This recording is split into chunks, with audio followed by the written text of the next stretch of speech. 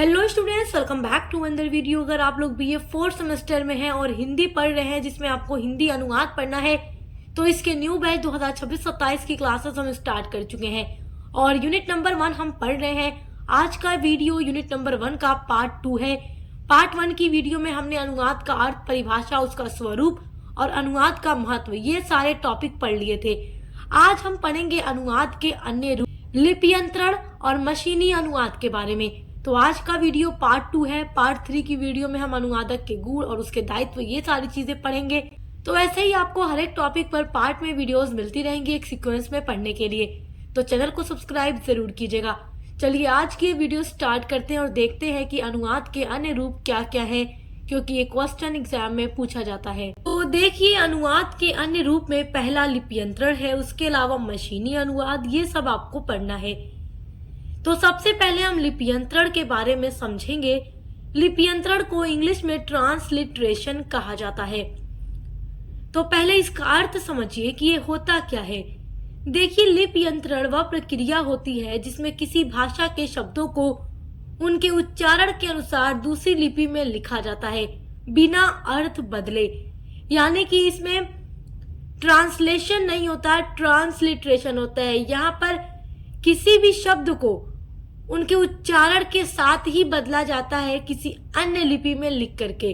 इसमें अर्थ नहीं बदलता, इसमें भाषा वही रहती है, केवल लिपि बदलती है। तो लिपि क्या होती है उसको समझिए। देखिए, यहाँ पर मैंने एक उदाहरण नोट किया है आपको समझाने के लिए। यहाँ पर मैंने लिखा है देवनागरी लिपि और देखिए यहाँ पर मैंने लिखा है रोमन लिपि। अब यहाँ पर देखिए हिंदी में लिखा हुआ है क्या कर रही हो, क्या कर रही हो। फिर अगर मैं इसका ट्रांसलेशन यानी अनुवाद करूं तो मैं कहूंगी व्हाट आर यू डूइंग। तो यहाँ पर पूरा देखिए ट्रांसलेशन हो गया, अनुवाद हो गया। लेकिन अगर मुझे इसका लिप्यंतरण करना रहे क्या कर रही हो, तो इसका प्रोनाउंसिएशन सेम वही होगा, केवल लिपि बदलेगी। तो देखिए इसकी लिपि बदलेगी तो कैसे, क्या कर रही हो। यहाँ पर हम इंग्लिश अल्फाबेट का ही प्रयोग करके हिंदी में ही लिख रहे हैं। मतलब लिख रहे हैं हम वही बात, पढ़ने में तो वही प्रोनाउंसिएशन हमारे मुंह से निकल रहा है, क्या कर रही हो, क्या कर रही हो। बस फर्क इतना है कि इधर हिंदी में लिखा हुआ है, इधर इंग्लिश के अल्फाबेट्स को यूज करके ही लिखा हुआ है। यहाँ पर अनुवाद नहीं हो रहा है, लिप्यंतरण हो रहा है। अंग्रेजी जो होती है यानी जो इंग्लिश होती है वो रोमन लिपि में लिखी जाती है और जो हिंदी होती है वो देवनागरी लिपि में लिखी जाती है। तो मैं अगर बोलूं तुम कौन हो और फिर मैं उसको इंग्लिश अल्फाबेट का ही प्रयोग करके लिख दूं तुम कौन हो, तो वो रोमन लिपि में हो गया। तो हमने ट्रांसलिटरेशन कर दिया, हमारे मुंह से प्रोनाउंसिएशन सेम निकल रहा है, हम अनुवाद नहीं कर रहे, केवल हम एक लिपि से दूसरी लिपि में बदल दे रहे। यहाँ पर देखिए भारत लिखा हुआ है, यहाँ रोमन लिपि में लिख दिया भारत, तो यहाँ पर इंग्लिश अल्फाबेट का ही यूज किया। अगर हम इंडिया लिख देते तो ट्रांसलेशन हो जाता, क्योंकि इंडिया इंग्लिश में लिख देते हैं और हिंदी में भारत लिखते हैं कंट्री को हमारे।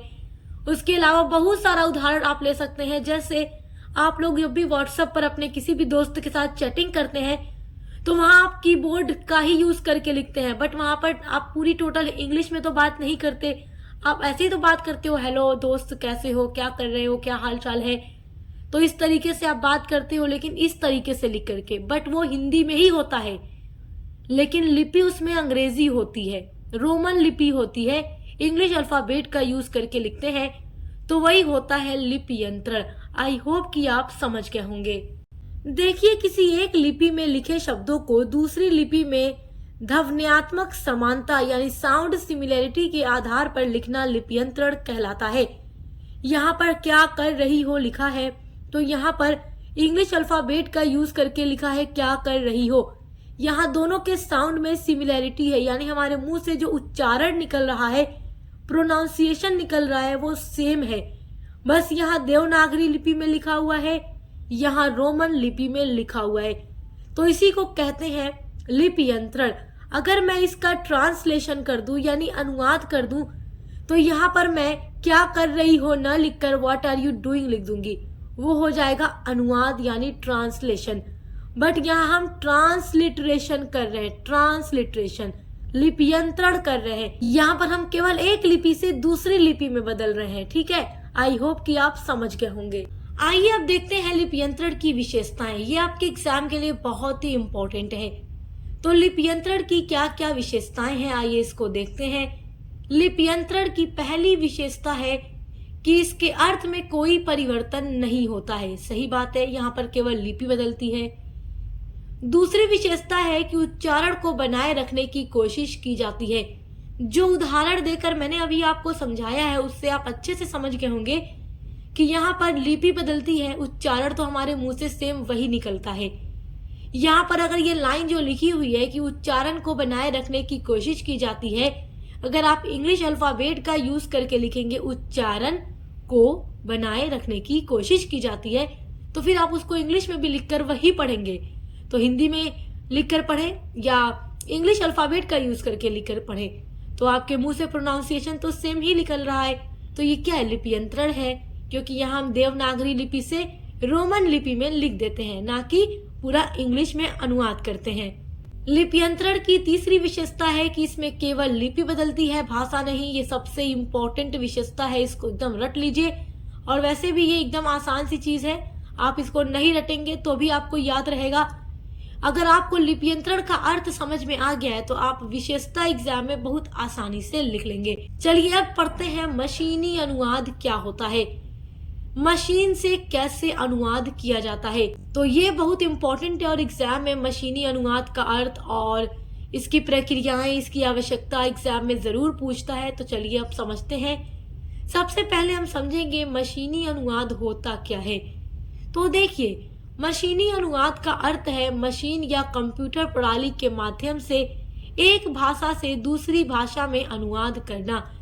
यानी कि कंप्यूटर प्रणाली का यूज करके, कंप्यूटर के माध्यम से हम किसी भी बात को एक भाषा से दूसरी भाषा में बदल देंगे, तो वो क्या है? मशीनी अनुवाद है, यानी कि कंप्यूटर के माध्यम से किया गया अनुवाद। देखिए, मशीनी अनुवाद की 3 प्रक्रियाएं सर्वस्वीकृत हैं।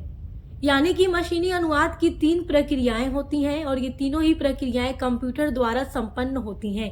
पहली प्रक्रिया है पाठ का विश्लेषण करना, यानी कि जिस भी पाठ का ट्रांसलेशन करना है एक भाषा से दूसरी भाषा में, तो जो श्रुत भाषा होती है, श्रुत भाषा क्या होती है आपको मैंने इसके पहले वाली वीडियो में पढ़ाया भी है।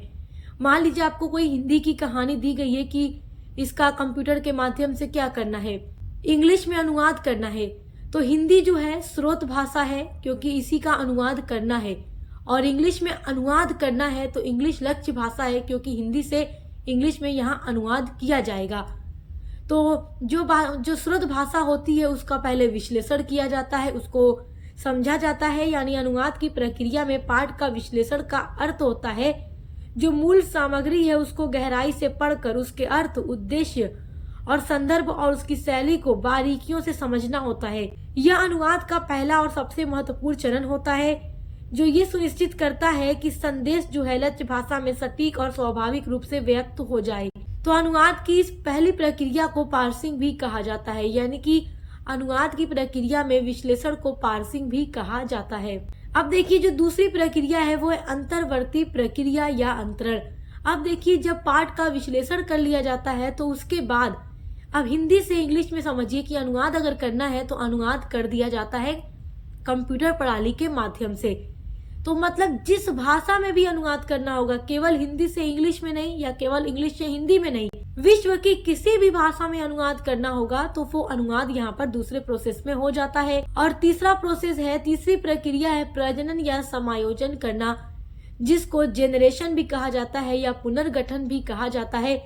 तो इसका मतलब होता है कि जो अनुवाद दूसरे प्रोसेस में हो चुका है, अब उसको तीसरे प्रोसेस में क्या करना है, जांचना है, देखना है कि कहीं कोई त्रुटि वगैरह तो नहीं है। यानी कि स्रोत भाषा से लक्ष्य भाषा में बिल्कुल सही ट्रांसलेशन हुआ होगा तो ठीक है, कोई बात नहीं, लेकिन अगर कहीं पर कोई गलती होगी तो उसको दोबारा से फिर सही किया जाता है। और ये तीनों प्रक्रियाएं कंप्यूटर के द्वारा ही स्वीकृत होती हैं, यानी संपन्न होती हैं। आपकी अगली हेडिंग है मशीनी अनुवाद की आवश्यकता। ये एग्जाम में जरूर पूछता है, बहुत ही इम्पोर्टेंट है, तो इसको बहुत ध्यान से समझिएगा कि मशीनी अनुवाद की क्या क्या आवश्यकताएं हैं। देखिए, पहली आवश्यकता है सामाजिक, सांस्कृतिक, राजनीतिक या व्यापारिक एवं वाणिज्यिक उद्देश्यों के लिए हमें अनुवाद की सहायता की आवश्यकता होती है। तो इन सभी उद्देश्यों के लिए अनुवाद की जरूरत पड़ती है। दूसरी आवश्यकता है कि एक समय था जब अनुवाद को व्यक्तिगत रुचि के आधार पर किया जाता था। ऐसा अनुवाद स्वांतः सुखाय होता था। इसके अंतर्गत धार्मिक ग्रंथों का अनुवाद आता है। लेकिन आज के टाइम में अगर आप देखें तो हर एक फील्ड में अनुवाद की आवश्यकता पड़ती है। इसलिए आज के टाइम में अनुवाद का महत्व और इसकी आवश्यकता बहुत ज्यादा बढ़ चुका है। मशीनी अनुवाद की तीसरी आवश्यकता है कि आधुनिक युग में अनुवाद एक संगठित व्यवसाय के रूप में उभर आया है। यह आधुनिक युग की सामाजिक, राजनीतिक और आर्थिक आवश्यकताओं द्वारा प्रेरित होता है। और मशीनी अनुवाद की आवश्यकता आप यहाँ पढ़ रहे हैं, और पार्ट 1 की वीडियो में मैंने अनुवाद का महत्व आपको पढ़ाया था, तो वो भी जरूर देखिएगा, क्योंकि एग्जाम में वो भी क्वेश्चन पूछा जाता है। और आप एक सीक्वेंस में हर एक टॉपिक को पढ़े रहेंगे, तभी आगे का टॉपिक आपको और अच्छे से समझ आएगा। मशीनी अनुवाद की चौथी आवश्यकता ये है कि आज अनुवाद की आवश्यकता इतनी बढ़ गई है कि केवल मानव अनुवादकों से यह संभव नहीं रह गया है। आज आप देखेंगे कि पूरी दुनिया को कनेक्ट करने के लिए भी अनुवाद काम आता है। अनुवाद का इतना महत्व बढ़ गया है, इतनी आवश्यकता बढ़ गई है कि केवल अगर व्यक्ति किसी भी चीज का अनुवाद करे तो पॉसिबल है ही नहीं।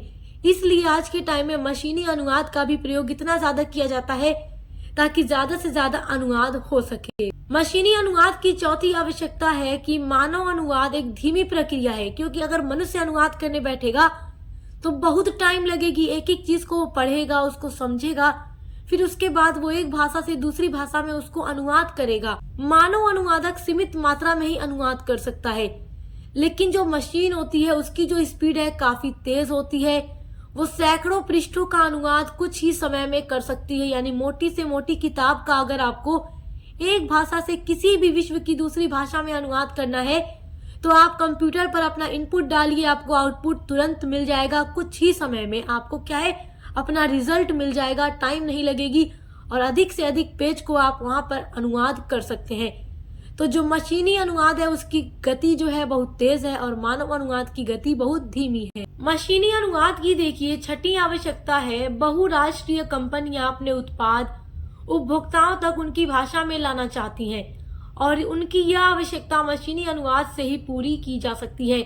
आज आप देखेंगे कि कोई भी उत्पाद अगर कोई कंपनी बनाती है, उत्पाद का मतलब कोई भी प्रोडक्ट कंपनी बना रही है, चाहे वो कोई स्किन केयर प्रोडक्ट हो या कोई गाड़ी हो, मोटर हो, 4 व्हीलर हो, 2 व्हीलर हो, मोबाइल फोन हो या कुछ भी हो, कोई भी प्रोडक्ट कंपनी बना रही है, उपभोक्ता तक उसको पहुंचाने के लिए वो उसी भाषा में पूरा उसका प्रचार कराती है, विज्ञापन कराती है, एडवर्टाइजमेंट कराती है। जैसे कि हम जहां पर रहते हैं, जैसे हमारे भारत में ही देखिए हर राज्य में अलग अलग भाषाएं बोली जाती है, तो हर राज्य की भाषा में वो अलग अलग उसका प्रचार कराती होगी। एड्स वगैरह आते हैं, आप देखेंगे टीवी पर, मोबाइल पर जो एड्स आते हैं तो हमें उनके बारे में जानकारी मिलती है और जब उपभोक्ता उसको जानेगा तभी तो उसको खरीदने में अपना इंटरेस्ट रखेगा। कंपनी उत्पाद बनाए लेकिन उसका कोई प्रचार ही न कराए, विज्ञापन ही न कराए, तो हम जो कस्टमर कंज्यूमर है हमको तो पता ही नहीं चलेगा कि क्या क्या नए फीचर्स आ रहे हैं। आप देखते हैं नया मोबाइल लॉन्च होता है तो फौरन उसका प्रचार आता है कि ये इसमें अलग अलग नया नया फीचर है, इसकी बैटरी इतनी चलेगी, डिस्प्ले ऐसा है, तो बहुत सारी चीजें दिखाई जाती है उत्पाद के बारे में। तो अलग अलग राज्यों, अलग अलग देशों की भाषाओं में उसका एडवर्टीजमेंट कराया जाता है ताकि हर उपभोक्ता तक उसकी भाषा में पहुंच सके और कंपनी का उत्पाद ज्यादा से ज्यादा सेल हो सके। तो आज के टाइम में ये सारी चीजें मशीनी अनुवाद के माध्यम से ही पॉसिबल है कि कम समय में हर भाषा में अनुवाद किया जा सकता है। तो आई होप कि आप मशीनी अनुवाद की आवश्यकता के बारे में बहुत अच्छे से समझ गए होंगे। इसका निष्कर्ष अगर आप एग्जाम में लिखेंगे तो काफी अच्छा नंबर मिलता है, क्योंकि कोई भी आंसर जब हम लिखते हैं उसमें अगर 2 से 3 लाइन निष्कर्ष लिख देते हैं तो हमारा आंसर काफी इम्प्रेसिव बन जाता है और 1-2 नंबर अधिक भी मिल सकते हैं और एग्जाम में एक एक नंबर बहुत मायने रखता है। तो देखिए निष्कर्ष आप हेडिंग डालकर लिखिएगा। इस प्रकार देखिए मशीनी अनुवाद आधुनिक युग की एक महत्वपूर्ण तकनीक है जो भाषाई बाधाओं को कम करके वैश्विक संचार को सरल बनाती है। बाधा का मतलब होता है रुकावट, तो जो भाषा होती है उसकी जो रुकावट होती है उस अनुवाद उसको कम कर देती है और वैश्विक संचार को सरल बनाती है। तो आई होप कि आज का ये टॉपिक आप बहुत अच्छे से समझ गए होंगे। देखिए आपकी अगली हेडिंग है अनुवादक के गुण, दायित्व और अपेक्षाएं। तो इसको हम अगली वीडियो में पढ़ेंगे कि एक ट्रांसलेटर यानी जो अनुवादक होता है उसके क्या क्या गुण यानी क्वालिटीज हैं, क्या उसके दायित्व हैं, क्या उसकी अपेक्षाएं हैं। तो पार्ट 3 जो होगी आपके यूनिट नंबर 1 की, हम उसमें अनुवादक के गुण, दायित्व और अपेक्षाओं को पढ़ने वाले हैं। तो इस वीडियो को पढ़ने के लिए आप चैनल को सब्सक्राइब करके चैनल के साथ जरूर जुड़ जाइएगा, ताकि जैसे जैसे आपकी क्लासेस आती रहें हर एक सब्जेक्ट की आपको पढ़ने के लिए वीडियोस मिलती रहें। और आपका जो को करिकुलर पेपर है उसकी भी क्लासेस चैनल पे चल रही है, पूरी प्लेलिस्ट बनी हुई है। तो उसकी तैयारी करने के लिए भी आप चैनल पर विजिट जरूर कीजिएगा। अच्छे से पढ़ाई करते रहिए। Best of luck. अब मिलते हैं अगली वीडियो के साथ।